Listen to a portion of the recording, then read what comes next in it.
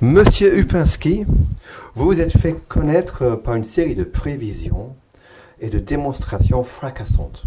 Nous commençons par exemple en 1977. Vous avez démontré que les enseignements des mathématiques n'étaient pas bons pour l'intelligence. Ça créerait une crise 30 ans après. Avec la crise, voilà.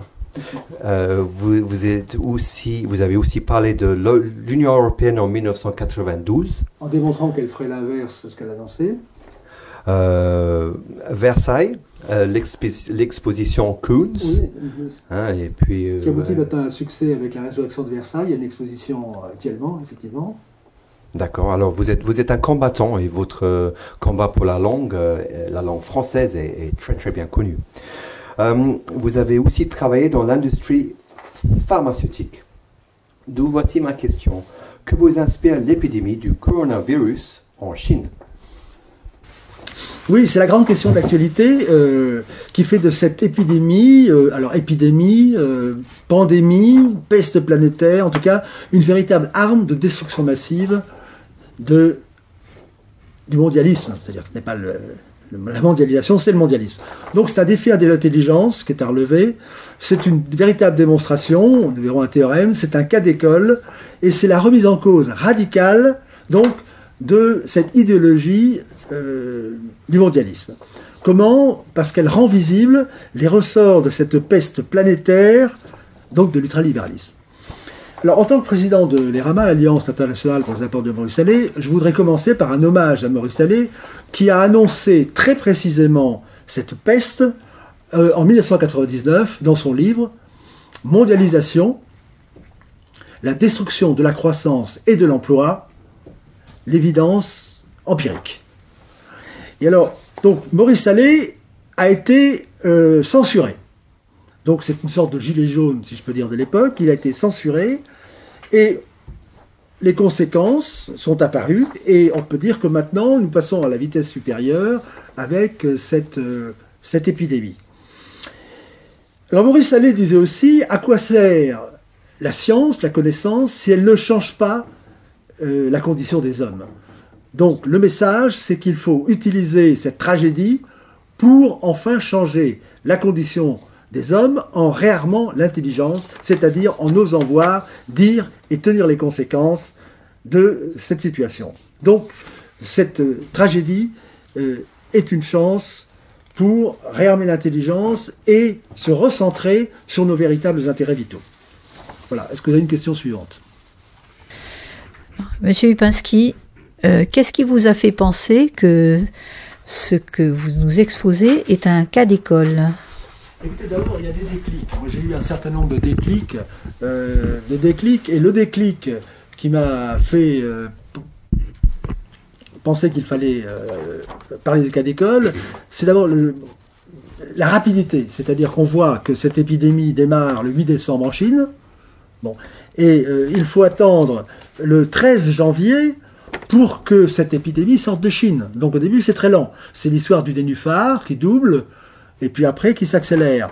Mais nous avons, donc le 31 décembre, après, vous avez le 11 février, on annonce 1000 morts, le cap des 1000 morts. Et 2 jours après, c'est 1380, donc, qui sont annoncés. Donc on a affaire à une croissance exponentielle, si je peux dire, une progression géométrique, qui rappelle, disons que la grande peste noire du XIVe siècle. Alors espérons bien entendu que les choses pourraient être contenues, mais la peste noire a détruit un tiers d'Europe. Donc il y a eu tout un ensemble de conséquences, et ce qui est intéressant, c'est d'avoir en arrière-fond cette épidémie de la grande peste noire. Alors ce qu'il faut voir, c'est qu'on insiste beaucoup sur l'aspect médical, mais on voit bien que au-delà de ce drame médical, il y a tout un ensemble de conséquences qui couvrent tous les domaines et qui font, hélas, un cas d'école qui permet de voir les ravages de la mondialisation en mettant le ressort d'iniquité de l'ultralibéralisme.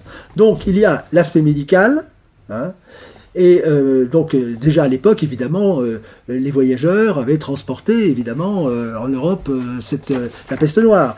Mais qui, je rappelle, s'est terminée assez rapidement. 6 ou 9 mois, donc un tiers de la population, un tiers ou 40% éliminée en 9 mois. Bon, on ne pourra pas l'avenir, mais je voudrais insister sur la question au-delà de l'aspect médical. Et je crois qu'il faut, en espérant que les choses vont s'arrêter le plus rapidement possible, il faut que l'intelligence prenne le relais. Ce qui est dramatique, c'est, dans le cas de Maurice Allais, l'intelligence n'a pas pu s'exprimer, hein, donc, et maintenant il faut que l'intelligence reprenne le pouvoir. Donc c'est mon message pour réarmer l'intelligence. Bon. Alors, donc voilà, donc c'est cet aspect. Alors que voit-on? On voit qu'on a tous les secteurs qui sont atteints. C'est-à-dire que lorsqu'il y a eu, par exemple, disons que en France, les 30 000 morts, lorsque le fameux été, il y a eu cet été la canicule, ça n'a pas arrêté l'économie. Donc là, on voit qu'il y a cette peur qui gagne, c'est-à-dire qu'il y a la partie visible, et puis vous avez une ville morte, vous avez Pékin, qui est une ville morte, quand vous empêchez les personnes de sortir, vous voyez tout un ensemble de conséquences. Alors les conséquences, ce qui est intéressant, c'est que les conséquences sont déjà chez nous, avant que l'épidémie n'ait gagné l'Europe.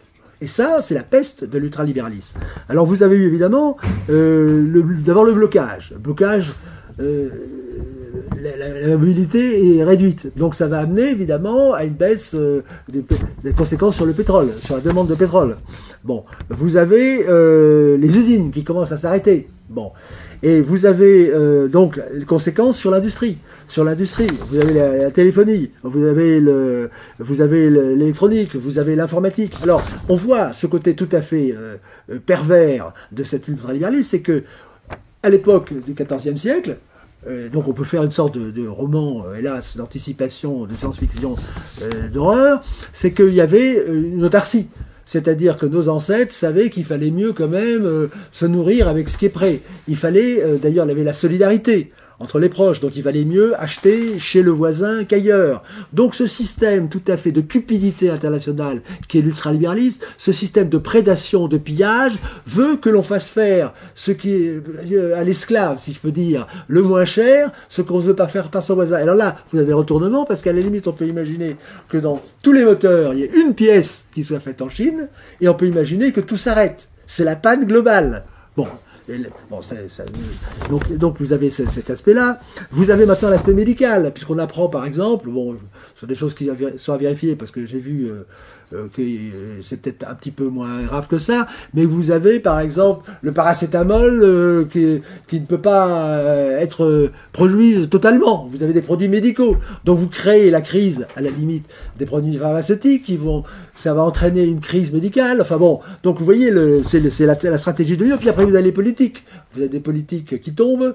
Bon, la crise gagne la politique. Vous avez ensuite tout ces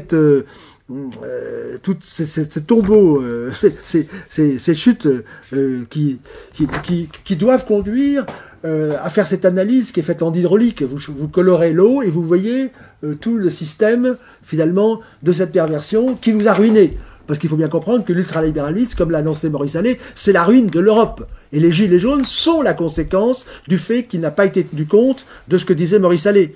Donc maintenant, il faut que cette vérité éclatante, eh bien, l'intelligence se révolte, reprenne le pouvoir, et qu'on en finisse avec cet ultralibéralisme qui nous détruit, qui déplace notre richesse vers la Chine, qui déplace notre connaissance. C'est une folie. C'est-à-dire qu'autrefois, vous aviez la préservation du savoir-faire, et maintenant, vous donnez à la concurrence, et vous êtes ruiné en retour.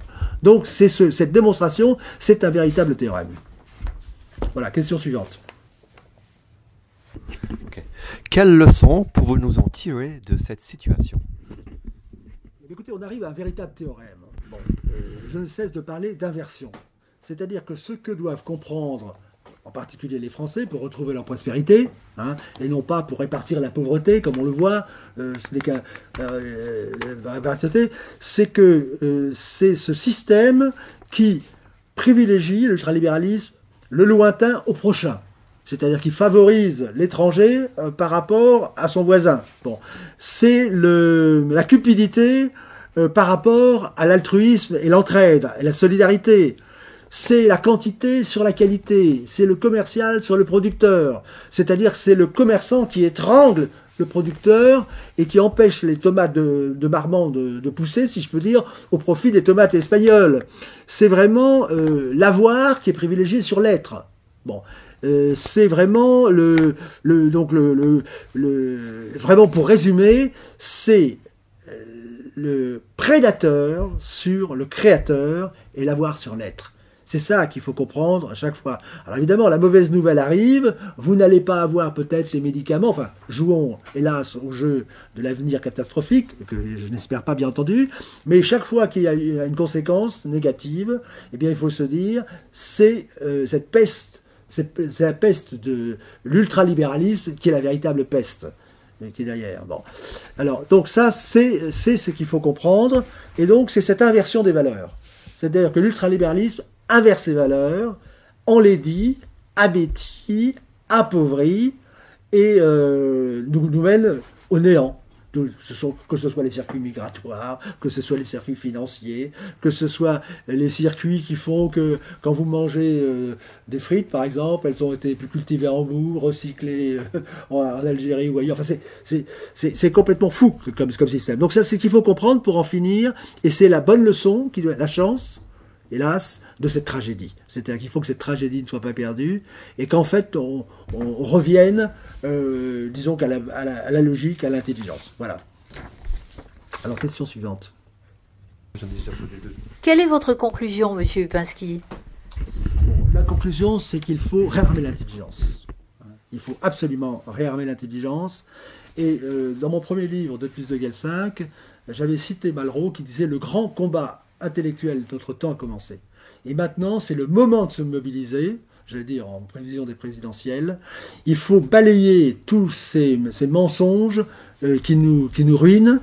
Et donc c'est un appel, finalement, cette tragédie est une chance pour lancer cet appel à redonner à l'intelligence ses droits, à la vérité ses droits, à la pensée ses droits, à la logique ses droits, et au véritable intérêt de ses compatriotes, ce qui n'empêche pas d'être utile aux autres, de leur redonner tous les moyens de sortir de cette impasse dans laquelle nous sommes et dont nous voyons le spectacle encore affligeant aujourd'hui avec la politique qui est tombée au niveau du caniveau. C'est ce que nous avons vu dans la nouvelle d'aujourd'hui que je ne commenterai pas. Voilà, donc c'est le combat intellectuel auquel nous engageait Malraux et évidemment Maurice Allais, qui, je le rappelle, disait mondialisation, la destruction de la croissance et de l'emploi, l'évidence empirique. Eh bien, l'évidence empirique que certains lui ont reproché à l'époque en disant que sa démonstration n'était pas suffisante, eh bien maintenant, cette pandémie, cette peste actuellement du coronavirus, c'est l'évidence empirique qu'il faut maintenant réarmer l'intelligence et remettre à l'endroit le langage, l'économie et la politique.